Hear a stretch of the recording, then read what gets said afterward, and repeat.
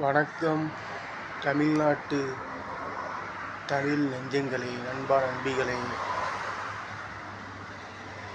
நம்ம super star Rajinikanth ஐயா அவர்கள் ஜெயிலர் ஆடியோ லஞ்சில் பற்ற வைத்தது காக்கா கழுகு என்று ஏன் சொன்னார்?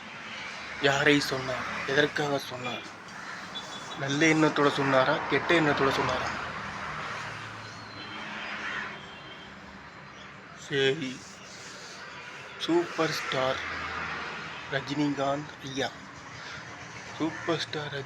ஐயா அவர்கள் தமிழ்நாட்டில் வீடு இல்லாதவர்களுக்கு வீடு கட்டி தர வேண்டும். ஏன்னா தமிழ்நாடு அரசு அவ்வளவா செய்யலை. தமிழ்நாடு அரசு என்ற திமுக செய்யலை. சூப்பர் ஸ்டார் ரஜினிகாந்த் அவர்கள் வீடு இல்லாதவருக்கு சும்மா சின்ன வீடாவது கட்டி தர வேண்டும். ஒரு 50 பேர் 100 பேருக்கு. நீங்கள் தான் சம்பளம் நிறையா வாங்குறீங்க, கோடிக்கணக்கில்.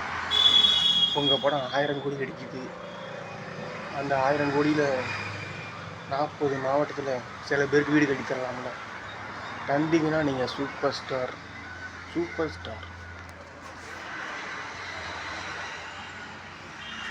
அப்போதான் உண்மையான சூப்பர் ஸ்டார். தமிழ்நாட்டு மக்கள் மனதில் இருக்கும் சூப்பர் ஸ்டார்.